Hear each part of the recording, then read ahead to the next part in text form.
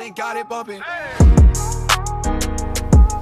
Hey you guys, welcome back to my channel. My name is Tess and today I'm going to do a first impressions of some makeup that I bought recently, including the Giorgio Armani Power Fabric Longwear High Cover Foundation. I do have really oily skin, so you'll see how this goes.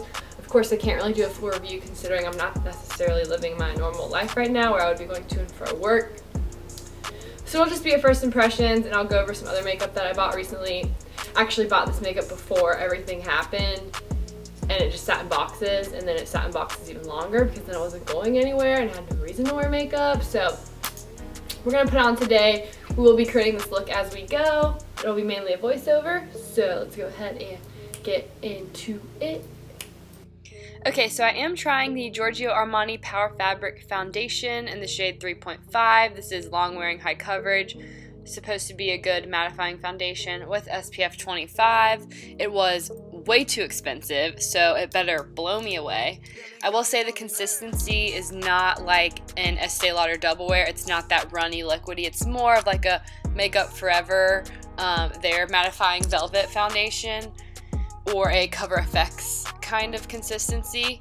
I was disappointed by how much I had to use though. Like, I had to use, 2 pumps would have worked, but I ended up going with 3, so that was a disappointment, but the color matched me perfectly, so that was awesome. And then I am going in with my tried and true infallible full wear L'Oreal concealer, the More Than Concealer, and I am using the shade 330 Ivory, and then blending that out with the Real Technique sponge as well.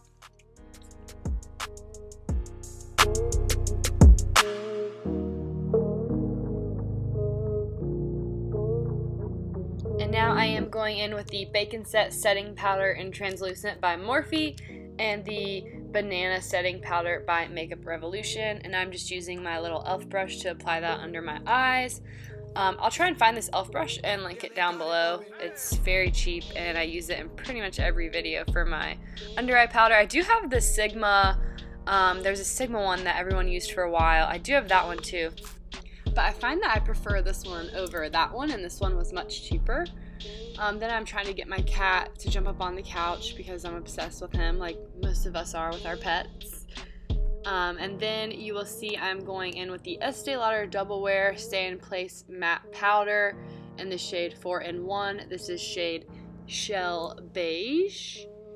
And I'm just going to kind of press that into my skin. I just find that this helps having oily skin. If I'm going super full coverage, then sometimes I'll do this step on top, but if I'm just going to work, then normally I don't do this. And I'm using the Real Techniques 003 brush. I think it's their Brush Crush collection to apply that. And then I'm going in with the Dip Brow Pomade by Anastasia Beverly Hills in the shade Caramel.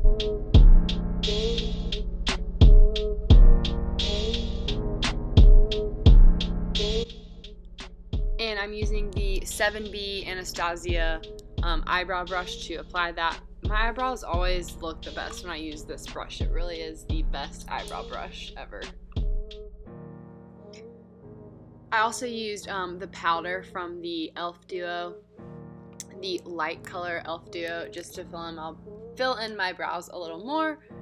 And then I'm using the Merle Norman Highlight and Sculpt Contour Duo, and I'm just taking the contour shade out of there and using my Eco Tools brush, which I mentioned in my last video that I think is really good for contour for beginners. I'll link that video below. And I'll try and find this brush and link it below for you too, but I'm just using that to do some light contouring.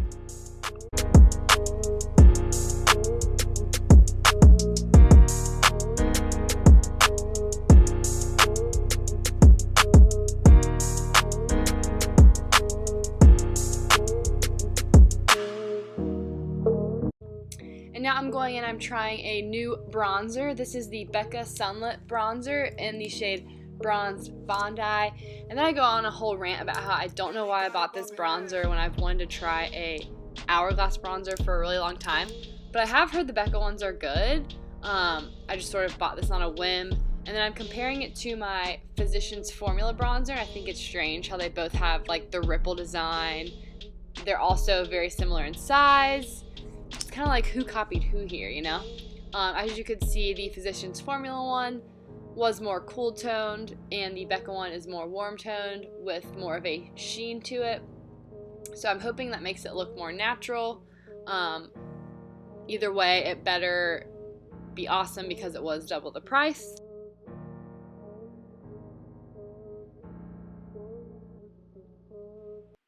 Then I'm going in with my Fenty Beauty eyeshadow primer and just buffing that onto my lids. And then I'm going in with the nude eyeshadow palette. This is in the shade Medium by HUDA Beauty. And this is also a new product, something I'm trying for the first time. I am starting out with the very bottom middle shade and just putting that all over my eye. I'm not trying to do any sort of crazy eye makeup today. This definitely off the bat is like my dream work palette, I feel like, for work. Like, just the size, how compact it is, like it'd be easy if you were traveling for work, and the shades in it for me personally are perfect. They're exactly what I want for work on a daily basis. And just to keep it simple, I take the darkest shade and deepen up the outer V and the crease a little bit while using the Real Techniques eyeshadow buffing brush.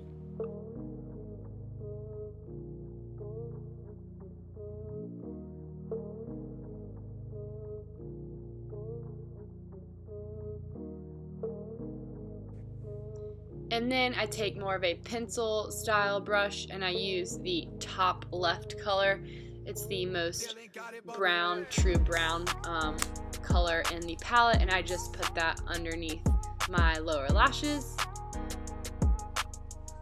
And then lastly, I take the shade in the right bottom corner and just use my finger to pop that on the center of my lid.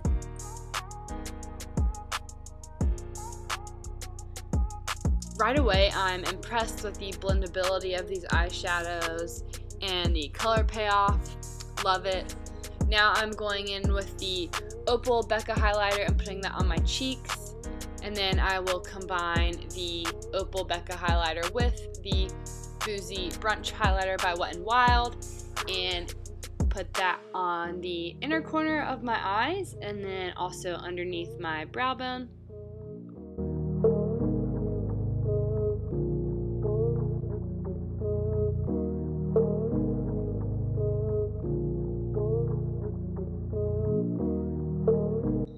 This is a new product, but I have used their eyeliners before. This is the Marc Jacobs eyeliner in the shade Fine Wine. Obsessed. I love this color. I didn't know I would love it this much. Obsessed. The lasting power of the Marc Jacobs eyeliners is the best out of any high-end ones I have tried.